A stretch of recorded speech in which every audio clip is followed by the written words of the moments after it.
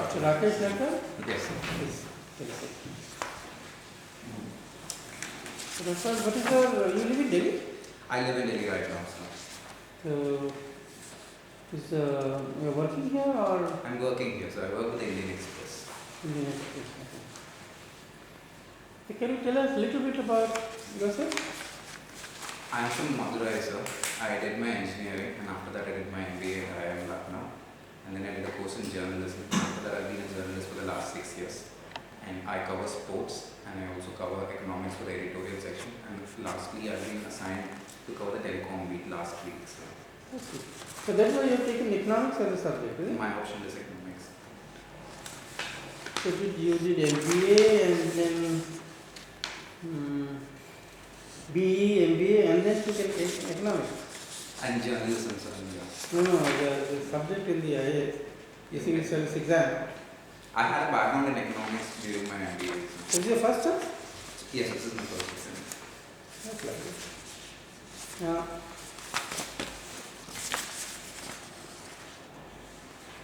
you have your hobbies, fiction books, observing sport persons. Of course, you are reporting, so I think Siddhartha will take him on and talk something about that. About the services you have, about the state choice, you have taken Tamil Nadu, Karnataka, Andhra Pradesh. I think you have justification. What justification you have for your choice? My parents are a little old, so and my father is not feeling very well. So if I am allotted a service that I can be closer to home, if that is the case, then it will be okay. So, but my first service preference was IFS. So why foreign service? On one hand you are saying you want to be near home for your parents, that I have to stay and then you say you want to be in foreign service.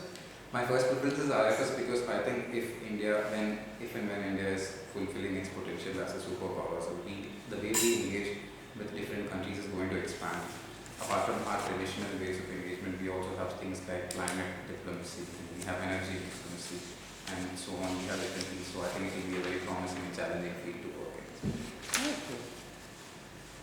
And after that, it's your administrative service and police. What choice? What choice is your service?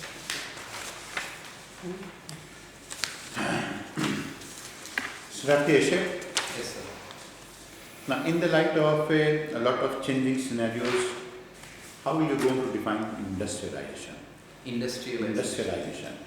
And you can take your time to define that. So much so that I don't have to ask a counter question, if you can manage it. Okay, sir.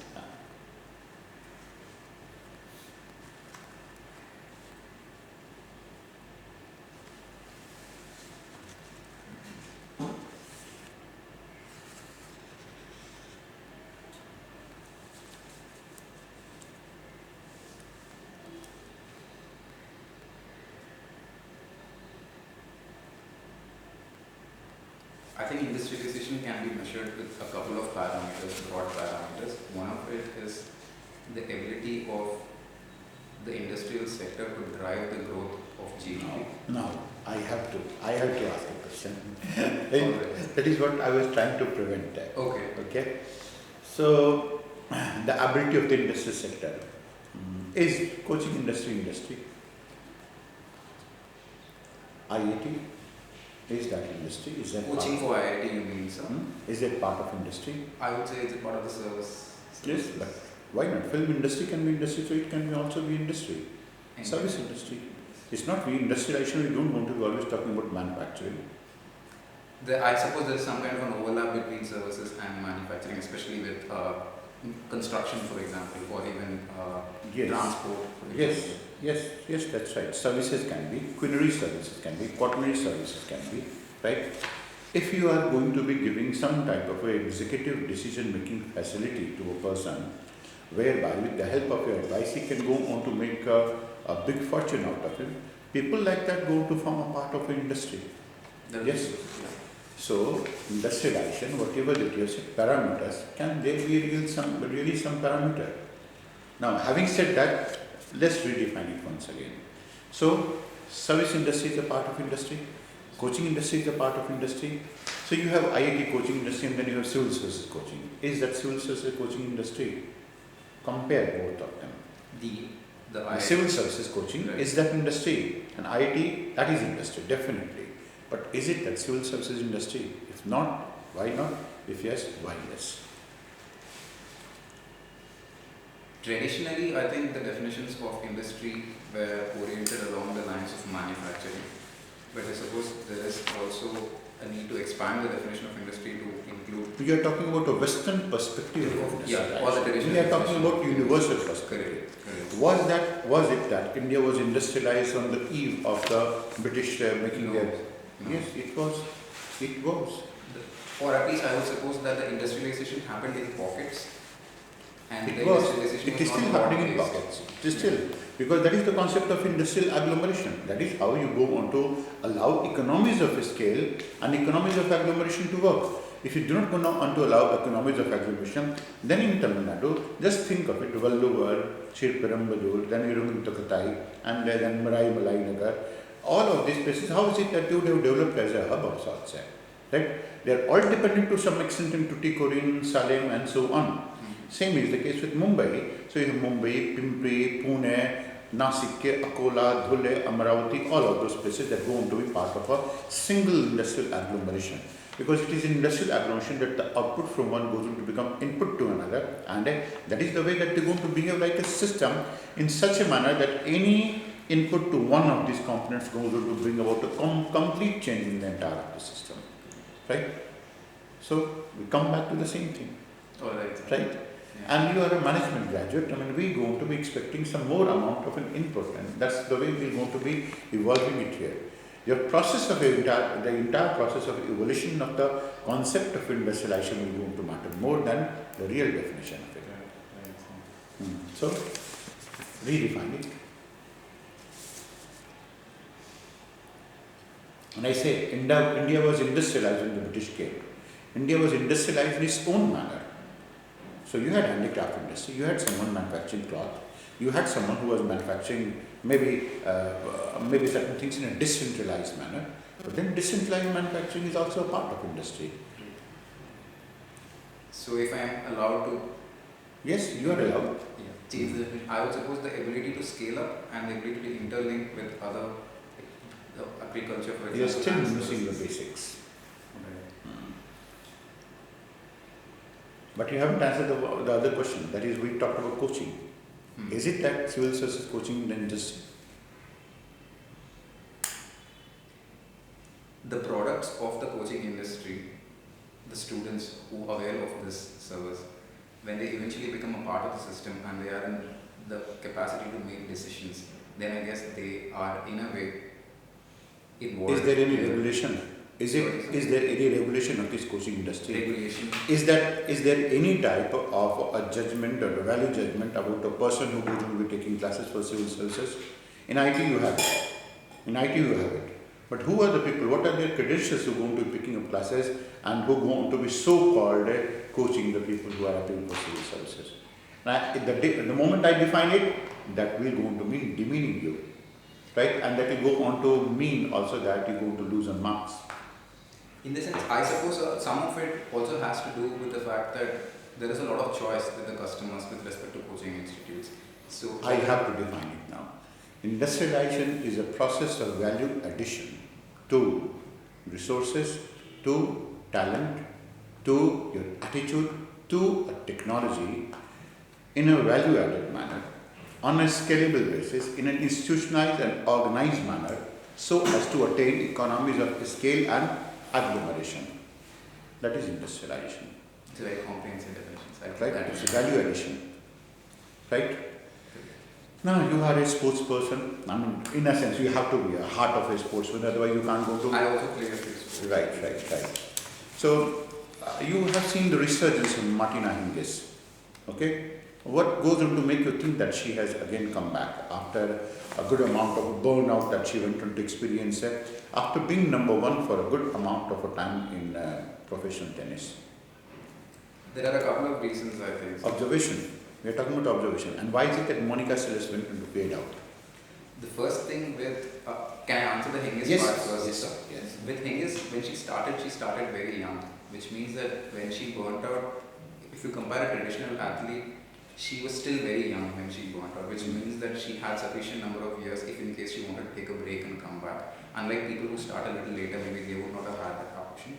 And secondly, sir, if you're talking about her comeback, she has done extremely well on her comeback, but it has to be qualified in the sense that it has been in the doubles and not in singles. Why not? The exertion and the skill level in singles, I think, has only been increasing, which is how it happens with all sports, with the passage of time.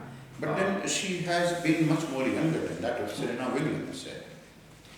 With Serena Williams, I think we are talking about a once in a generation player who has been extremely. Okay, well, that's a good answer.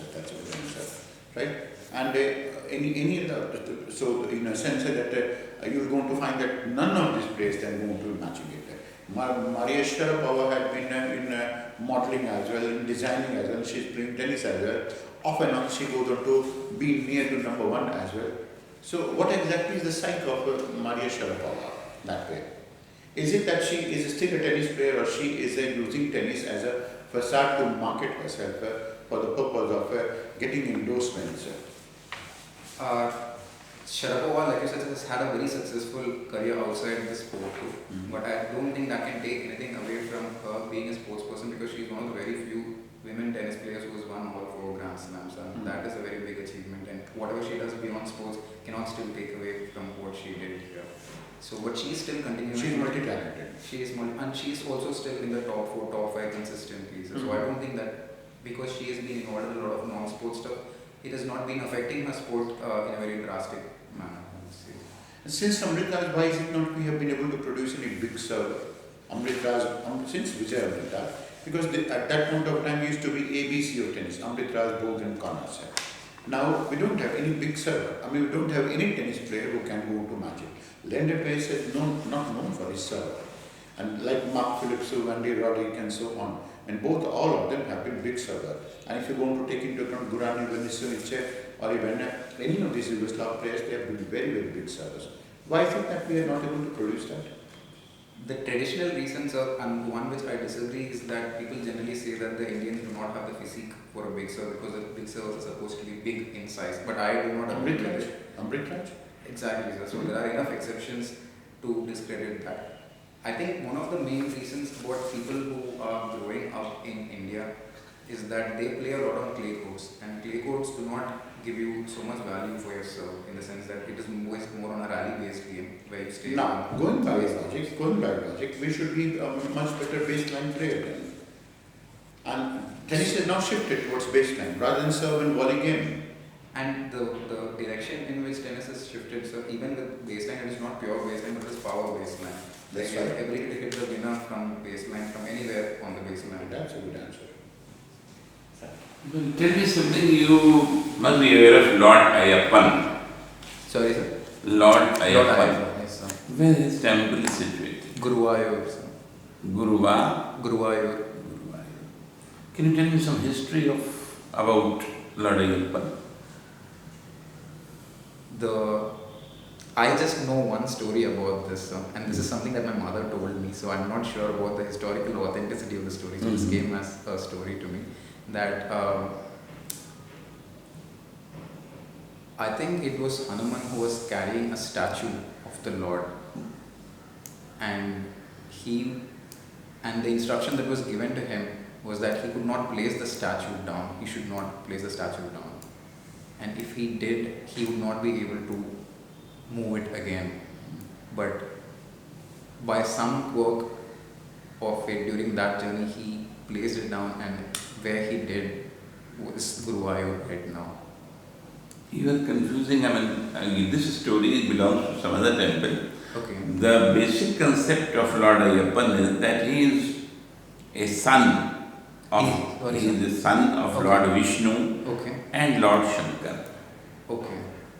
When Lord Vishnu took the form of Mohini, right, then, their outcome is Lord Ayyappan. So, basic thing that all the females are prohibited in that temple. Okay. Throughout India, no female can enter in that temple. And people wear only black clothes over there.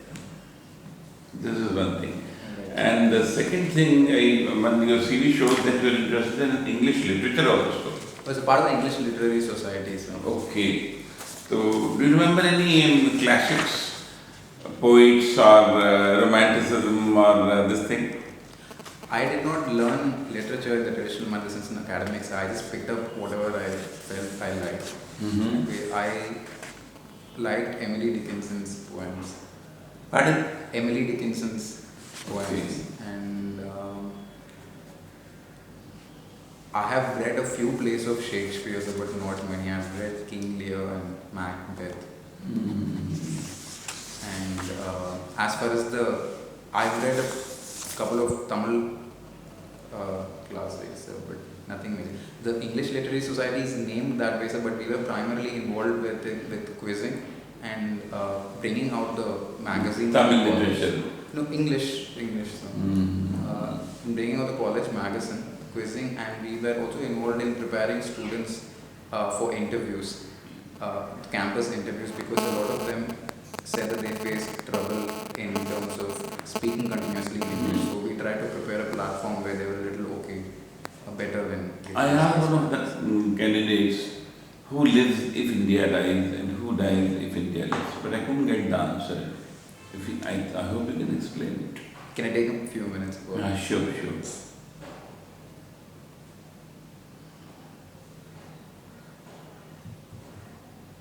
We look before and after and pine for what is not. But that is not the basic question. The basic question is who lives if India dies and who dies if India lives.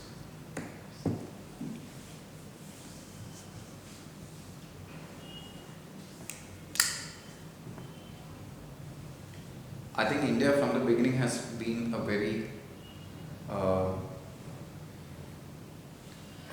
torch bearer for a lot of values like democracy and secularism. So I think these forces that are against democracy. Torch bearer, just a minute. You are using a term torch bearer, right? Guru Rabindranath Tagore, he said that the lamp of the East is gone. Now the time has come to lighten it with the British knowledge. Guru Rabindranath Tagore. Right? Whether that. It is not that, if I am permitted to give an explanation, so it is not that one civilization lasts for the entirety of time. So civilizations that are in ebb and flow. We talk about the Roman civilization which flourished at one point in time and went away. Sure. What is civilization actually? Again we come to the same definition. Civilization would mean. One sentence answer. Alright. Civilization is all about. Fill in the gap. Extend this. Civilization is set to All flourish. about. Sorry, sir? Civilization is all about Human expression, I think. respecting your environment. Sorry, sir? Respecting your environment. Okay. Physical, natural, cultural, social, psychological. This is civilization. But for human beings to find complete expression, would it also mean Yes. that you have to live in harmony with your That's environment? right. And You in have that to. case, Because the moment you're going to lose harmony, either with the people or with your environment, natural environment or psychological environment, you're going to be asking for extinction. This is what happened with Indus Valley civilization when they stopped respecting their natural environment. This is what exactly has happened with any of the civilizations who have stopped respecting their social environment. Like the Romans, they stopped respecting their social environment. This is what went to happen. This civilization is all about respecting this table, this chair, this pen, this floor, everything. If you're not civilized, because that is what exactly is natural. Please, sir. Okay. Now, second question I would like to ask you. If India sneezes, sorry, sir, Indians?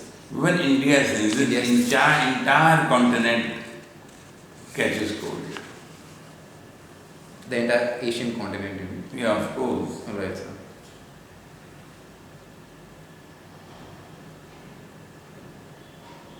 I would say that you could even extend this analogy to the world right now, because we are one of the very, very few economies that are doing well in an overall environment where growth is very subdued. So if there is something that is going to be amiss in India's story, I think everybody has reasons to be worried. Not diverting the issue, you know. Sorry, sir. You have diverted the issue. Was there anything now specific you wanted me to my answer? last question. All right, sir. I mean, we have deeply rooted corruption in India. Can you tell me, can you suggest me one simple answer to that? How can we root out corruption from India?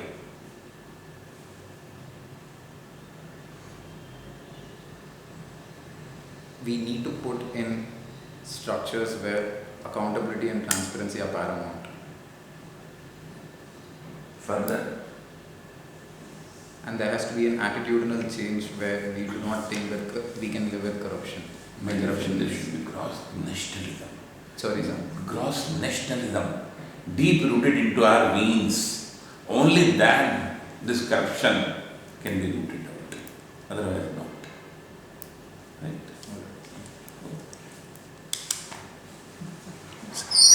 Okay. So Natraj, you have Raakesh. Raakesh. So you got this Ramnath Goenka Award for Excellence in Journalism. Yes, sir. For what work? For reporting on chess, sir. For the series of stories that I did on chess. Uh-huh. And the development of chess in India. Okay. Good. So you are still dealing with the sports, and in addition you are covering telecom. I've just started with telecom, sir, but otherwise my responsibilities include writing the editorial pieces, the third edits that come on the side of the page, on economics also, sir. Okay, on economics. On economic issues, sports, and I've just been assigned the telecom lead, so that's been a link. Okay. Tell me one thing. The auction of spectrum. You know, the many newspapers will say that this price is too high and the industry will bleed and that this is not good. So, what is your take on this? I think a lot of these industries are also very powerful lobbies. So a lot of what appears in discussions that the industry's profitability are affected is the view of the industries, and it is not the complete view. And if you look at the profit figures, I don't think that the profits are only going up. So I don't think that there is. So you think that the newspapers are sold to these industrial houses? I don't think they are sold, so, but their view gets reflected more proportionately than what is required, is what I think. So the view of But the it comes industry. as an editorial. I mean, Economic Times carried an editorial which says this. The problem of I conflict can of understand that in news reporting, you have reported this, you probably a little more than what was required. This came as an editorial. working for a particular newspaper, I do not want to comment on the editorial standards of the other papers, but the problem of corporatization of media, in terms of corporates having an interest in media and media firms themselves having several other interests beyond media, I think is very critical, and I think it has to be dealt with. So I think this is one of the manifestations of that. So today, just tell me which are the major, industrial houses which are in the media in very big way. Reliance has acquired a suite of media houses, and beyond that, the other problem is that the ownership structure of media houses is not very transparent. It is very diffused, and I think there should be rules which display when a publication or media comes out as to who the owners are and where the controlling interests are. The problem is not so much that media houses are being acquired, but nobody really knows who owns these media houses anymore. So in that sense, I think it is very diffused. So is the media today in India, if it has an agenda of its own and is kind of sometimes getting carried away with it, is there a need to regulate it better? Certainly, sir. I think there is a need to regulate it, but it also has to be balanced against the freedom of expression concerns. We already have bodies that regulate it. We have the Press Council of India, we have the National Broadcasting Associations for TV, NBA for TV, and Press Council of India for Press. But they are recommendatory bodies, firstly, and secondly, they are I would say that people who get into these organizations can be influenced in the sense that politicians can appoint them, media houses can appoint them. So then if the conflict of interest extends to these bodies also, so we need to have bodies which do not have political representation or representation in the media house, and these need to be truly independent bodies with powers that are not just recommendatory. We need to have penal powers. So it will have to be done through a law. The PC, the Press Council of India, for example, is a statutory body, sir. But that even though it is a statutory body, it is not serving the purpose. Serving the purpose. So I think that may, in a recent incident, so the PCI tried to pass a motion against a media body, but it was not binding, and the media body threatened to walk away. So then there was a compromise achieved, and they did not penalize that media house, and the media house came back and joined them. So this happens because the organization is not vested with enough powers, I think, and it is also not truly independent. So if we can, but this is a very thin line between regulating the media and controlling the media, sir. So Sure. Controlling power question. No. Maximum could be some regulation. You know, you have heard of Machiavelli also? yes, sir, I've heard of it. Machiavelli has again, pointed out this thing, how to root out corruption from it. Then he wrote a book, The Prince. And the prince he belonged to Medici family.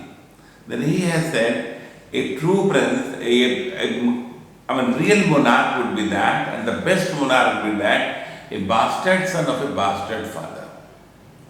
For whom he will make corruption. Likewise, in the present Indian scenario, we are having a society of the rulers, they are not marrying alone. Am I wrong? More or less they tend towards that. Not marrying alone. For whom they will do the corruption.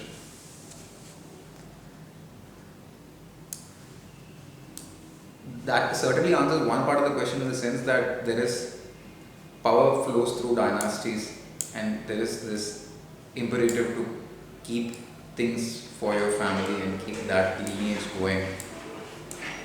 But also the people are also selfish for themselves. So if they want to live a very opulent life during their time on earth, then that would also lead to corruption in a sense, I think. So Children not alone. But they themselves may like to make themselves comfortable. So, okay, let me ask you another question. Merger and acquisition in the telecom sector is always a heated debate on it. Now, do you think that the government or the regulator should do anything which would hasten the process of merger and acquisition, as the media sometimes demands and articulates? Because here again, if you see, there are newspapers which clearly bring out, they have taken a position that merger and acquisition for telecom sector is a good thing. I think as far as government's role in any industry is concerned, and telecom would also be one among them, it is better to leave it to the forces of the market unless people's interest, the interest of the general public, is being compromised. For example, if these mergers and acquisitions lead to a situation where power is getting monopolized, or if tariffs are becoming unaffordable, or if neutrality of the internet is being compromised, then I think the government has a role to play in the sense that they should step in and make regulations saying this cannot happen. Until that situation is reached, I think the hands-off approach works best, because telecom sector is one of our big success stories. So I think some things that are right were being done. So I think less regulation would work better unless the interest of the people are being compromised. Have you had an occasion to use this thing? You refer to net neutrality. Did you have occasion to read what TRAI has recommended on net neutrality? Or their consultation paper? This came out just 4-5 days back.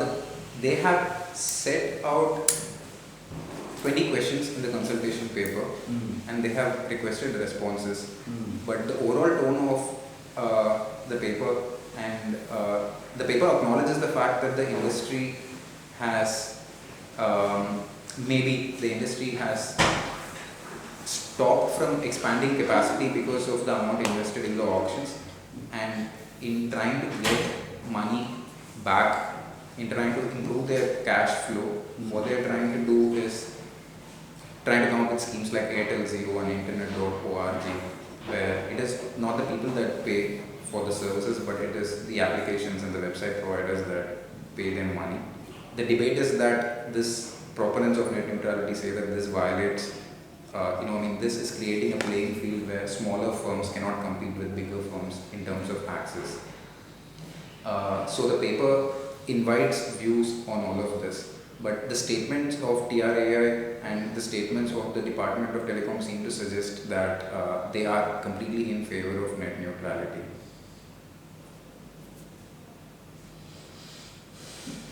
I think there's hardly anybody who, except probably for telecom companies, who can say anything against net neutrality, but I think there is still a lack of definition which I think we should ask Mr. Siddhartha to give a definition on net neutrality so that everybody understands what they're talking about. Because people use net neutrality in different contexts.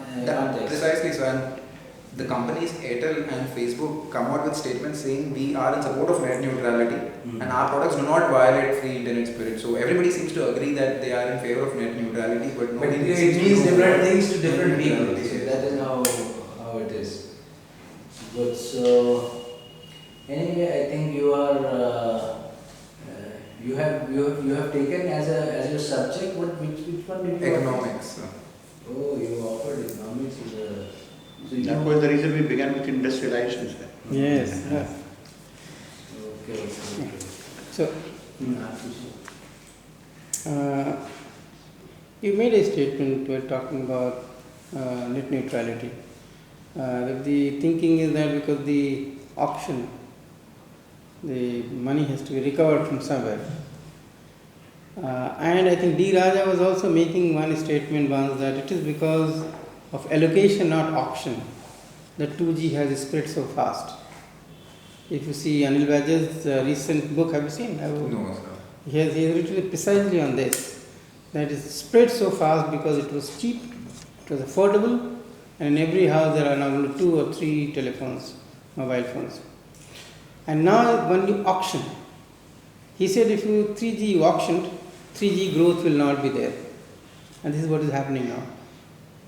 Do you think that all this hullabulla about 2G spectrum not being auctioned, or for that matter 3G being auctioned and then completely hampering the growth of 3G usage, do you think it is politics or real economics? If you look at the balance sheets of all these companies, despite them saying that this is the amount that they have paid for these auctions is inhibiting their capacity to expand, everybody is growing. Their profits are still growing. In 3G companies, you are talking about 2G, this is to begin with. Right, sir. 2G companies, they are providing relatively cheap service. 3G is not able to grow. Probably 3G, had it been allocated, the growth would have been much faster, internet usage would have been much more. What is your take on this? Firstly, there was also the need for the government to recoup some money to balance the fiscal deficit. So I think the timing of it. So basically you are taking money from these companies, telecom companies, to balance your deficit, and these telecom companies are basically going to tax the user. And user gets inhibited because of the high cost. So actually you are doing harm to the economy as such in the long run, isn't it?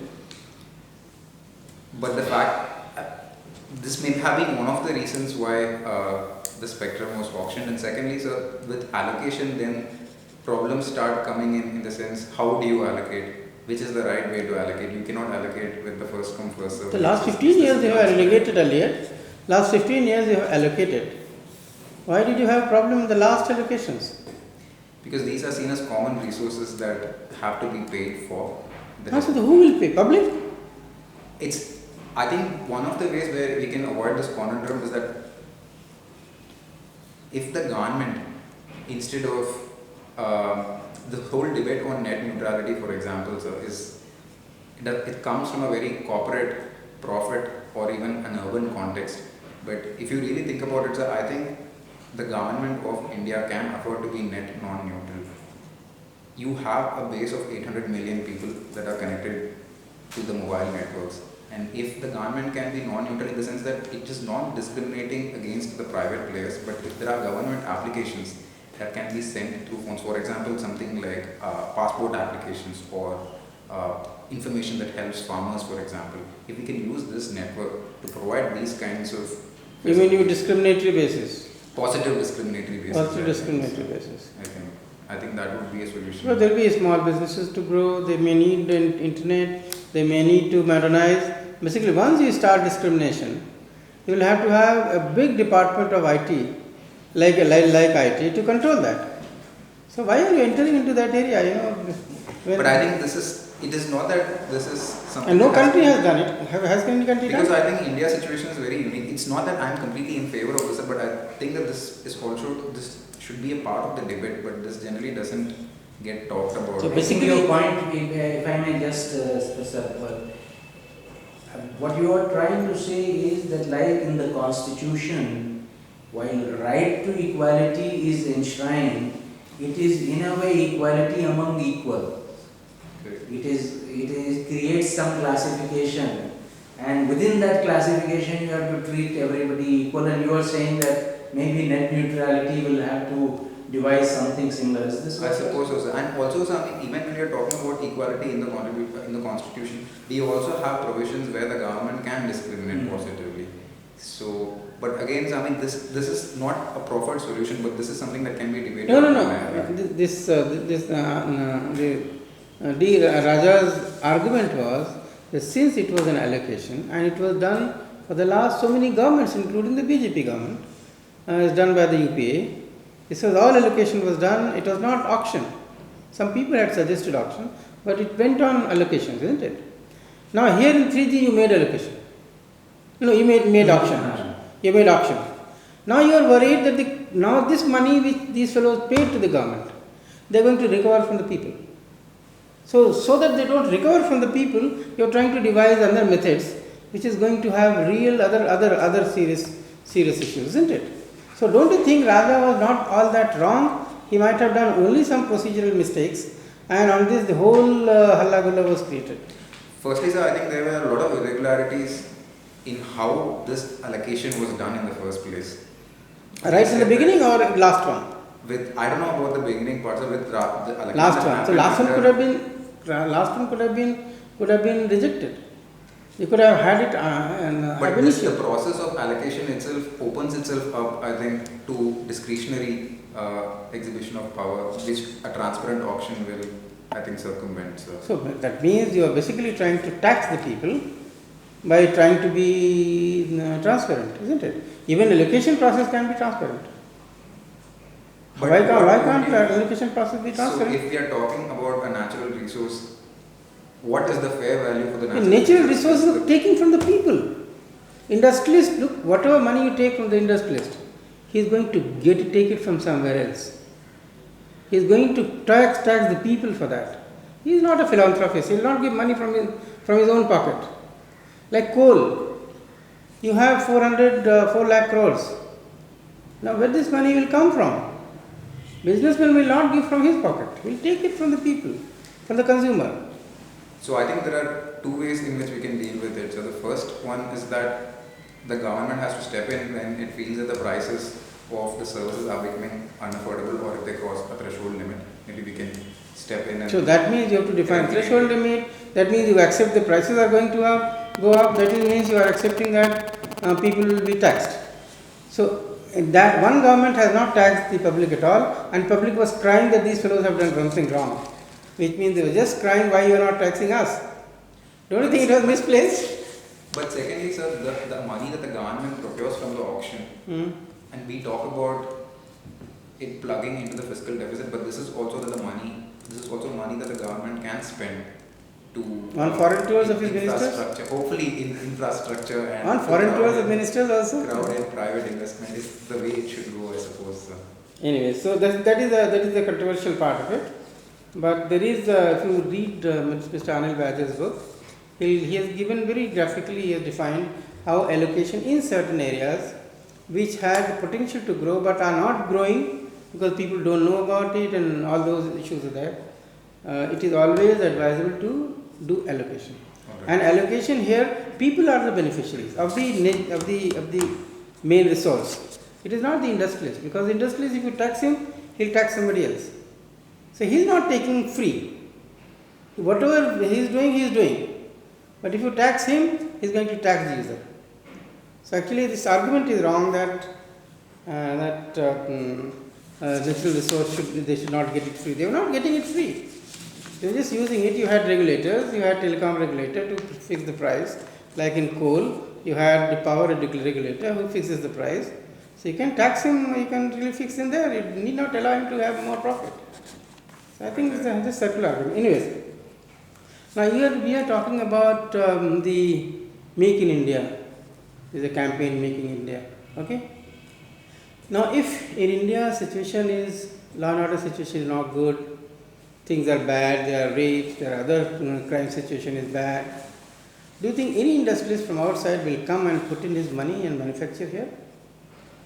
I think there is a point to be made about the law and order situation. So if the environment is not stable, then investments do not generally come in. But I do not think there is a major concern as far as law and order is concerned in India to inhibit. No, but you're sitting on a ticking bomb also. Sometimes the saffron brigade comes, sometimes some other brigade comes, to make a statement. If it really explodes, what will you do? The problem of tackling secularism, I think, is much bigger than even Make in India. I think for us to exist as a democratic and inclusive society, the emergence of right-wing extremism, for example, I think they have to be dealt with. So whether or not we are going for Make in India, I don't think matters so much as the fact that we have to deal with. Okay, so this is more important, but Make in India you think will succeed? Make in India, I think we have to make Make in India succeed. We have to make it succeed. And the last question, we are talking about land bill. Do you think going the ordinance way is good for democracy? Repeated ordinances have always subverted parliamentary debate about it. So I think this is something that needs to be debated upon, and especially because there seems to be so much view against it. There are a lot of concerns about whether they are going to be politically correct. Just say whether it is good for democracy or not good for democracy. It's not good. The ordinance route I don't think is good for democracy. It's good for democracy. Now about the provisions of the Act. Do you agree with the provisions and do you think it is in the interest of the farmers? Because one group is saying it is in the interest of farmers, other group is saying it is not. I think if we can, the problem is that we need to. There are a lot of infrastructure projects that are stalled, and a lot of them are stalled because of the ability to acquire land seems to be limited. At least that is one of the arguments that is being made, and they say that the suggestion is that if the consent clause is either diluted or completely done away with, then the pace at which we can proceed with our infrastructure investments will be. Why that's my land?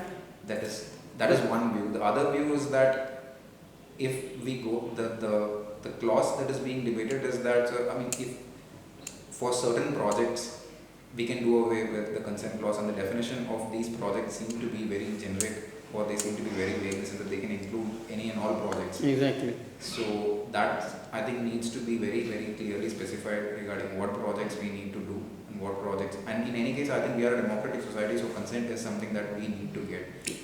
You need consent has to be there. There is another suggestion where consent may not be needed so much. Sushma Swaraj said, let it be a lease from the farmer to the project, so that he keeps getting lease rent on annual basis, so he doesn't lose his land. and at the same time project also can be. Was there anything wrong with that system, with this suggestion? The problem is that for a lot of people in our country, I think their distance with respect to law is a little high. So if there is some problem with the lease, or if the corporation or the government is not respecting its side of the lease, they more often than not they do not have recourse to law, or they find it financially difficult to approach the respective authorities, or that the delays in terms of resolving these issues are very high, and the affected people cannot really sustain. So you mean in future implementation of that will be difficult? Will be difficult, and their sustenance itself will become a question mark in this case. Okay. Thank you. Thank you, sir. Thank you, sir. Thank you, sir. I think I could have answered better, sir. More specific answers, I suppose. So some questions you could have been more specific. I think so. I mean in terms of just weaknesses and strengths.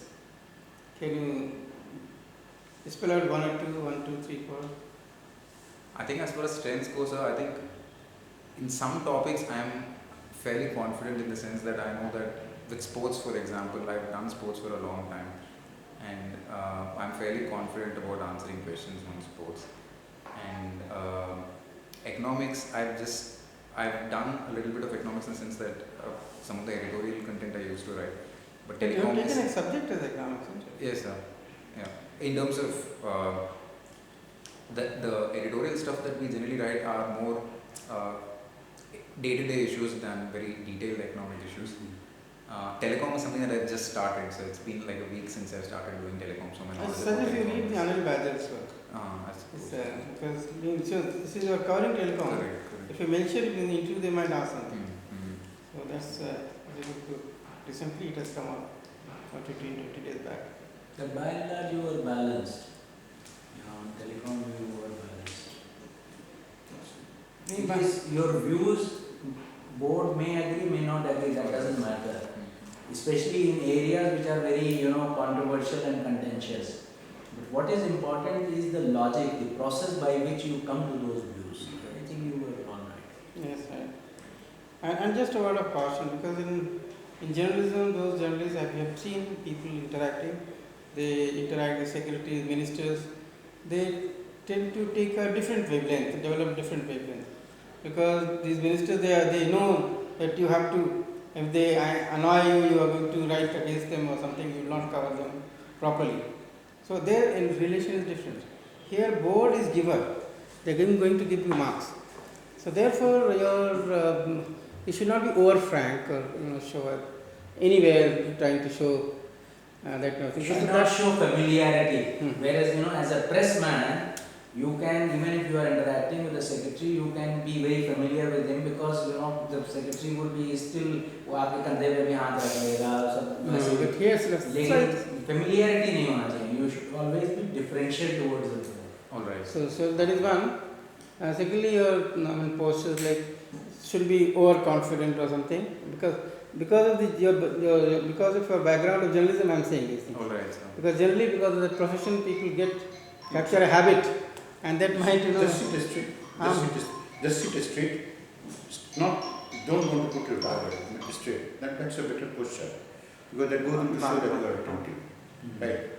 Because not with respect to the UPSC interviews, sir, a couple of interviews that I have attended, some feedback that I got was that I was being very laid back. Achha, laid back. So people think that you are not interested in it. So they said that even if it means No, so you should not be laid back, and that is because even I have noted that your posture does not show alertness, although your response showed alertness.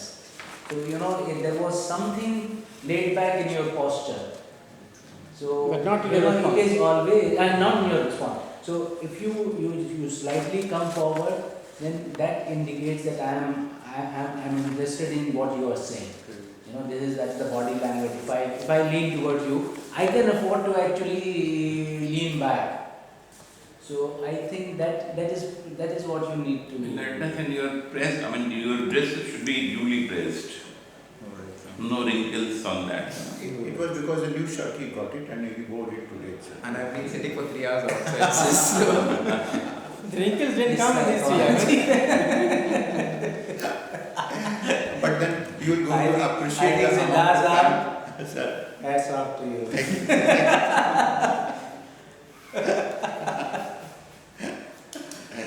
No, you did well. Otherwise, you did well. Your answers were very balanced. By and large. So I think just brush up your, because certain things that people keep telling, whatever you have written in your form, Economics में तो तुम्हें बहुत करना है. economics, hobbies, your journalism, the work you are doing, they are going to ask you a lot of questions. and sometimes you may go on for a grilling, like what I started doing. Okay, but then I was very, very soft on you. I hope you appreciate that. thank you. But even if people are hard, you just forget about the next question you take very normally. They want to know that is how do you going to respond to that part. Not exactly that they intend to harm you or be harsh on you, and that not that they enjoy it. Right? Thank you for the experience. Absolutely. And with these questions, sir, with the question about Ayyappan, if I was not sure, should I not have answered the question at all? वो Lord Ayyappan वाला. I mean, your approach is quite different, and the real mythological legend, it was the same that I told you. Alright. And since you belong to Tamil Nadu, and people there. But he did say, I don't know, my mother has said like this. So he did say that he is not confident about it, but he is quoting a source. Because I the think only that temple, I mean, in India there is the only temple of Lord Ayyappan with this. Where the women are not allowed. Women are not allowed. And others have to go bare feet. Bare feet, And black bare chest and all. Bare chest and black dress. Yeah, black dress. Yeah. This was an interesting explanation.